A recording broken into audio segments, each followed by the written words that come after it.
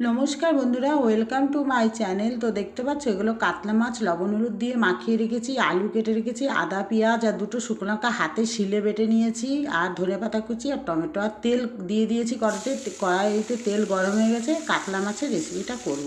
তো আজকে আমি কাতলা মাছ প্লেন সিম্পলভাবে ঝোল করব। কারণ হলো কি, এখন গরমকাল, যত প্লেন খাওয়া যায় ততই ভালো। তবে কাতলা মাছটা না এইভাবে করলে খুব ভালো লাগে।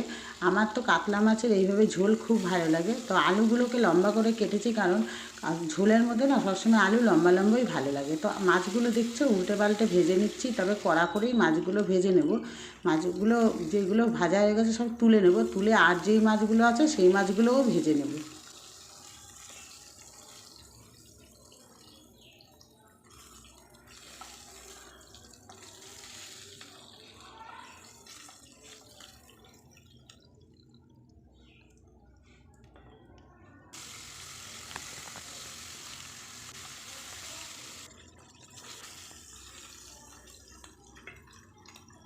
তো সব মাছ আমি তুলে নেব। তুলে নেওয়ার পরে এই যে তেলটা আছে এর মধ্যেই আমি আলুগুলোকে লাল লাল করে ভেজে নেব।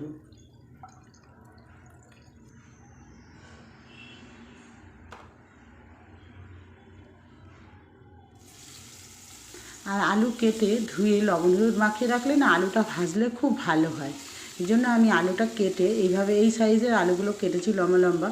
তারপরে আমি লবণ হলুদ মাখিয়ে রেখেছিলাম। আলুর একটা জল থাকে, সেটা বেরিয়ে যায়, আর আলুগুলো ভাজাও খুব ভালো হয়, আর সেদ্ধটাও খুব ভালো হয়। তো আলু ভাজা হয়ে গেছে দেখো মাছের। এইবার আমি এর মধ্যে গোটা জিরে তেজপাতা ফোড়ন দেবো। আমি আর তেল দেবো না, এই তেলের মধ্যে গোটা জিরে তেজপাতা ফোড়ন দিয়ে টমেটোটা দেবো। তবে আজকালকার টমেটোগুলো না খুব ভালো হয় না, সহজে মিশে না। তার জন্য আমি একটু জল দিয়ে দেবো, দিয়ে টমেটোটা সেদ্ধ করে নেব। তারপরে যে আদা পেঁয়াজ আর শুকনো লঙ্কা বেটেছিলাম হাতে, সেই মশলাটা এর মধ্যে দিয়ে ভালো করে মিশিয়ে নেব। মিশিয়ে স্বাদ মতো লবণ, একটু হলুদ, কাশ্মীরি মির্চ 1 চামচ, আর পরিমাণ মতন একটু চিনি দেবো। কারণ একটু মানে ঝোলে বা মাছে একটু যদি চিনি দেওয়া হয় তাহলে স্বাদটা ভালো হয়। সামান্য পরিমাণে চিনিটা আমি দিয়েছি, দিয়ে মশলাটা একসঙ্গে কষিয়ে নিচ্ছি। এইবার আমি একটু ঢাকা দিয়ে দেবো। দেখো ঢাকা খুলে নিলাম। ঢাকাটা দিলাম কারণ মশলার যে একটা কাঁচা গন্ধ থাকে সেটা চলে গেছে, তেল ছেড়ে দিয়েছে। এবার আলুগুলো এর মধ্যে দিয়ে দিলাম, দিয়ে আলুর সাথে মশলাটা মিশিয়ে কষিয়ে নেব।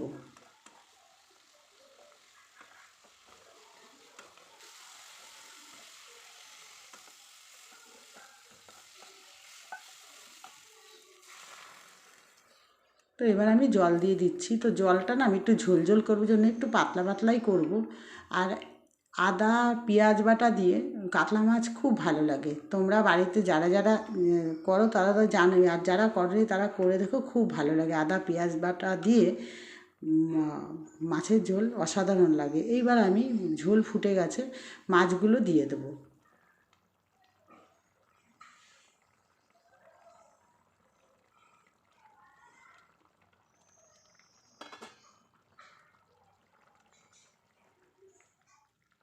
ভালো করে মিশিয়ে নেব যাতে ঝোলের মধ্যে মাছগুলো মিশে যায়। তো আমার রেসিপিটা তোমাদের কেমন লাগলো অবশ্যই কমেন্টে বলো বন্ধুরা। আজকে আমি সিম্পলভাবে তোমাদের সামনে করে দেখালাম। একটু ঢাকা দিয়ে ঢাকা খুলে নিলাম, দেখো আলু সেদ্ধ হয়ে গেছে। এবার আমি ধনেপাতা দেবো। তবে ধনেপাতাটা আমি ঠান্ডা হলেই ধনেপাতাটা দেবো, কারণ ধনেপাতা দিয়ে না ফুটাতে নেই। তো দেখো আমার গ্যাস নিভিয়ে দিয়েছি। এবার ধনেপাতাগুলো দিয়ে দিলাম, দিয়ে আমার মাছের ঝোল কমপ্লিট। তো গরম ভাতের সাথে অসাধারণ লাগে। দেখা হবে বন্ধুরা আবার নেক্সট ভিডিও। আমার ভিডিও কেমন লাগলো অবশ্যই তোমরা কমেন্টে বলো। তো এবার আমি ঢেলে নেব। তো কেন বলো তো, আস্তে আস্তে ঢালছি যাতে মাছটা না ভেঙে যায়। আর এটা মাছটা না পুকুরের পুরো জ্যান্ত মাছ। তো অসাধারণ রেসিপি, তোমরা বাড়িতে ট্রাই করে দেখো, আর খুবই ভালো লাগে। একদম সিম্পলভাবে আমি করে দেখালাম।